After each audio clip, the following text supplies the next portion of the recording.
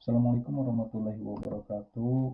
Hamdan wa syukurillah amma ba'du. Segala puji bagi Allah Subhanahu wa taala yang telah banyak melimpahkan rahmat dan karunia-Nya kepada kita semua sehingga kita bisa beri kesempatan untuk mengikuti kegiatan pendidikan guru penggerak angkatan 7 tahun 2022 yang kita cita-citakan selama ini. Salawat dan salam senantiasa tercurah pada baginda alam Nabi Muhammad SAW. Semoga kita mendapatkan syafaatnya nanti di yaumul akhir. Amin ya rabbal alamin. Bapak Ibu guru hebat yang saya banggakan, mengawali kegiatan refleksi pendidikan guru penggerak di modul 1.1A8 ini. Saya akan memulai dari kegiatan Alur Merdeka yang dulu pernah kita laksanakan dan sebagian untuk mengingatkan kembali tentang kegiatan yang sudah dilaksanakan. Konsep Alur Merdeka, kenapa harus Alur Merdeka? Kita sebagai calon guru penggerak akan menjalankan proses pendidikan selama 6 bulan ke depan yang terdiri dari pembelajaran daring dan pendampingan. Pembelajaran daring berlangsung selama 6 bulan dengan 3 paket modul yang akan kita pelajari bersama-sama dengan fasilitator dan instruktur lainnya. Bagaimana Alur Merdeka dilaksanakan? Alur Merdeka dilaksanakan melalui konsep yang pertama adalah mulai dari diri.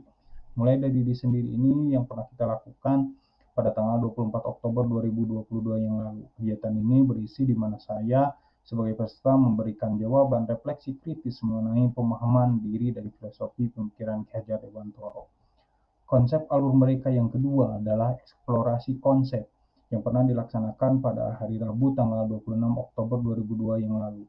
Kegiatan ini dilakukan dalam rangka membangun kerangka berpikir dan menyampaikan ide gagasan dan konsep pemikiran KHD di ruang diskusi virtual.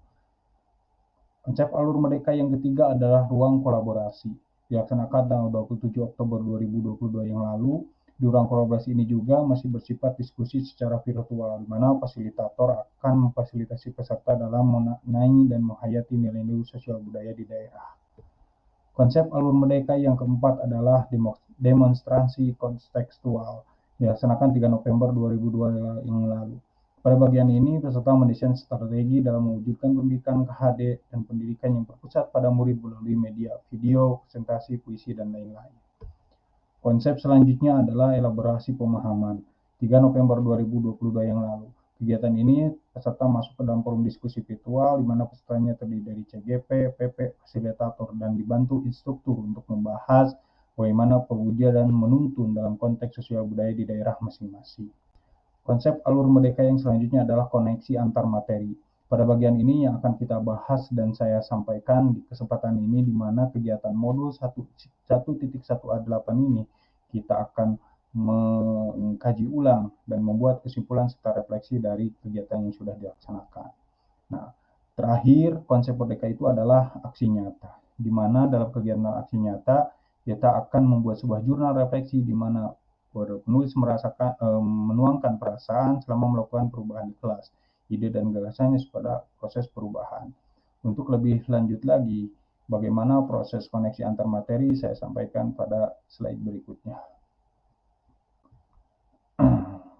Nah, dalam koneksi antar materi ini timbul beberapa pertanyaan pemantik yang salah satunya adalah apa yang Anda percaya tentang murid dan pembelajaran di kelas sebelum Anda mempelajari modul 1.1. Menurut saya, sebelum saya mempelajari modul 1.1 ini, konsepnya adalah murid adalah mereka yang ingin belajar dan harus diajarkan atau diberi ilmu pengetahuan dari guru kepadanya.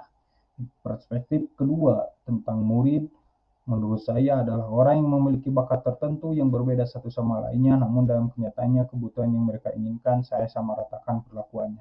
Tentu hal ini dalam perspektif pertama orang yang harus ditransfer ilmu itu adalah salah.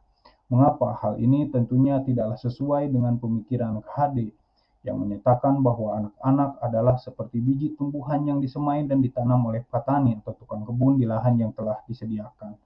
Ini mengingatkan pula bahwa kalau guru diibaratkan sebagai seorang petani yang sekedar hanya mentransfer ilmu saja, tidak jauh berbeda dengan halnya guru tersebut menggugurkan kewajibannya sebagai guru kepada peserta didik.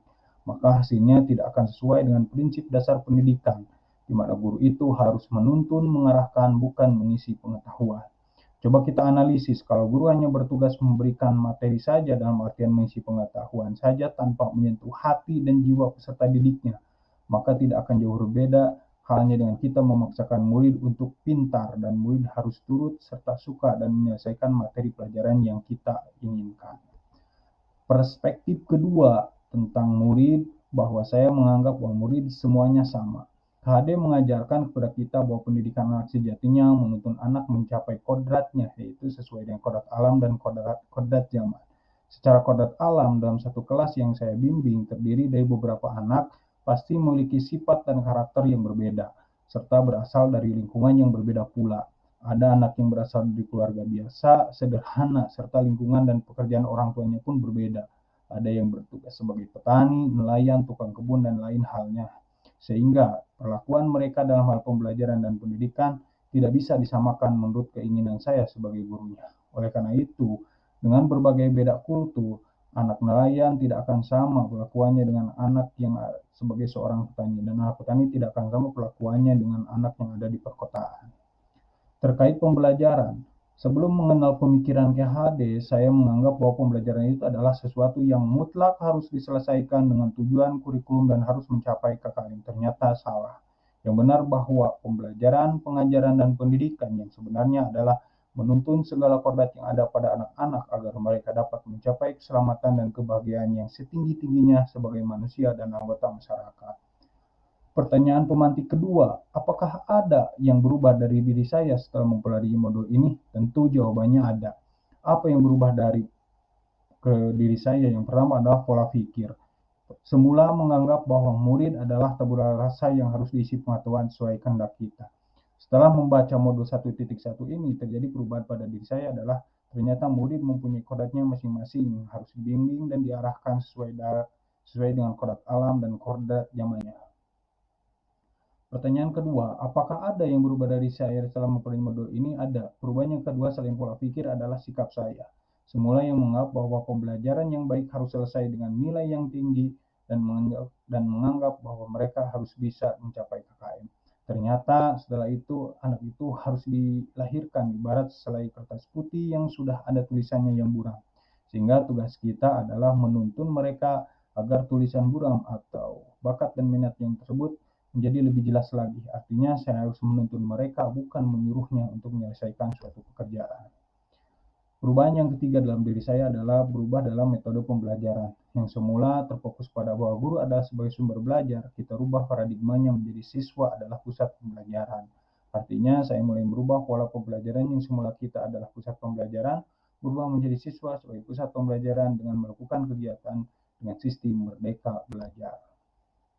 Pertanyaan ketiga, apa yang dapat segera saya lakukan agar kelas lebih baik dan mencerminkan pemikiran KHD? Yang saya lakukan adalah yang pertama, tetap semangat. Dalam artian semangat mengikuti PGP ini sampai selesai, karena melalui pendidikan guru penggerak ini saya dapat menemukan hal-hal baru terkait pemikiran dan metode yang baik sesuai dengan konsep pendidikan KHD. Yang kedua, siap berubah dalam arti menjadi lebih baik lagi.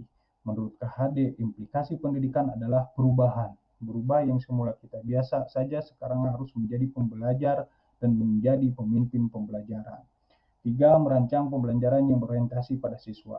Salah satunya saya akan melaksanakan pembelajaran melalui Project Based Learning atau PBL sebagai salah satu upaya melaksanakan pelajar profil Pancasila. Usaha yang keempat adalah meningkatkan kompetensi saya, baik melalui pendidikan dan latihan untuk menunjang karir saya, maupun melanjutkan pendidikan ke jenjang yang lebih tinggi, karena prinsip saya adalah belajar meskipun sudah mengajar. Yang kelima yang saya lakukan adalah berkolaborasi dengan warga sekolah, bisa melalui pendidikan diskusi, pengalaman terkait, ataupun pembelajaran di CGP, serta timbal balik dalam menyerap aspirasi dan mengambil pengalaman dari orang yang berpengalaman sebelumnya. Yang terakhir adalah tetap konsisten untuk lebih baik, meskipun rencana yang dilakukan sangat baik, kalau tidak dilaksanakan secara konsisten maka hasilnya tidak akan maksimal. Mungkin itu yang bisa saya persembahkan dalam rangka koneksi antar materi di modul 1.1 ini. Sekian, wallahul muwaffiq ila aqwamit thoriq. Wassalamualaikum warahmatullahi wabarakatuh.